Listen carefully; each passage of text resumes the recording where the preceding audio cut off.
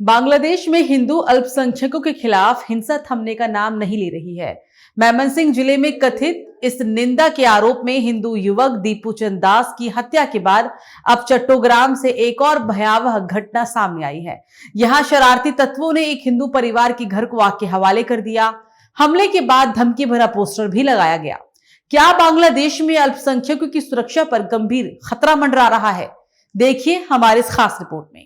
नमस्कार, news watch India देख रहे हैं आप। मैं हूं आपके साथ सुरभि राजपूत। बांग्लादेश में हिंदू अल्पसंख्यकों के खिलाफ हिंसा कोई अचानक हुई घटना नहीं है, बल्कि ये आग साल 2021 से धीरे धीरे सुलगती रही है। दुर्गा पूजा के दौरान भड़की हिंसा से लेकर आज मेमनसिंह और चट्टोग्राम तक हर साल हालात और भी बदतर होते चले गए। कभी मंदिरों पर हमले, कभी घरों में आगजनी, तो कभी कथित आरोपों के नाम पर भीड़ का कानून अपने हाथ में लेना।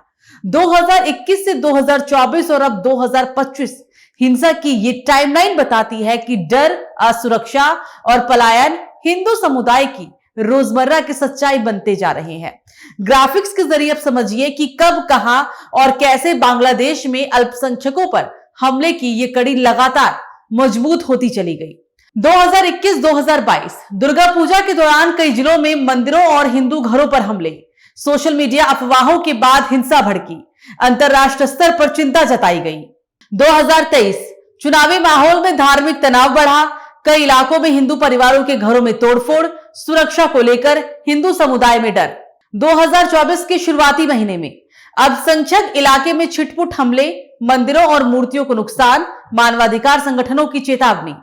और अब हालिया मामले की बात करते हैं। मेमनसिंह जिला कथित इस निंदा के आरोप में हिंदू युवक दीपू चंद दास की भीड़ द्वारा हत्या, घटना का वीडियो सोशल मीडिया पर वायरल, देश विदेश में आक्रोश।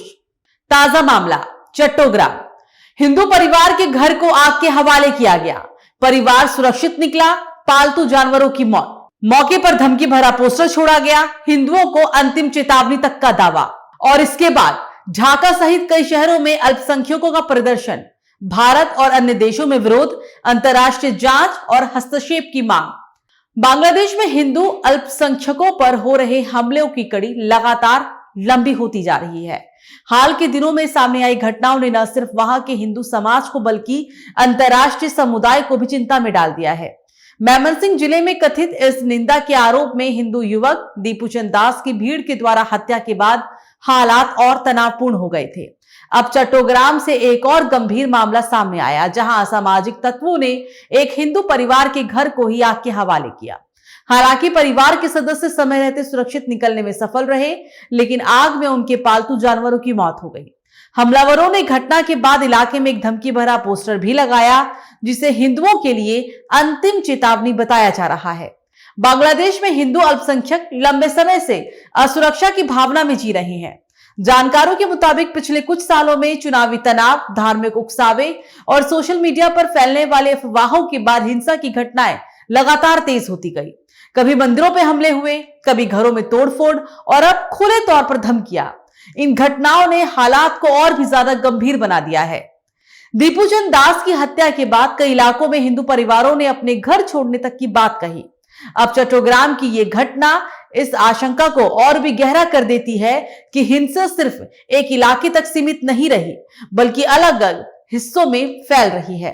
स्थानीय हिंदू समुदाय का कहना है कि पुलिस और प्रशासन की कार्रवाई नाकाफी है। कई मामलों में शिकायत के बावजूद आरोपियों पर सख्त कदम नहीं उठाए जाने का आरोप तक लगाया जा रहा है। इन घटनाओं को लेकर भारत समेत कई देशों में धार्मिक और सामाजिक संगठनों ने विरोध दर्ज कराया है। भारत के अलग अलग शहरों में प्रदर्शन हुए हैं और बांग्लादेश सरकार से अल्पसंख्यकों की सुरक्षा सुनिश्चित करने की मांग हो रही है। मानवाधिकार संगठनों और अंतर्राष्ट्रीय मंचों पर भी यह मुद्दा उठाया जा रहा है कि बांग्लादेश में धार्मिक अल्पसंख्यक को सुरक्षा और न्याय मिलना चाहिए।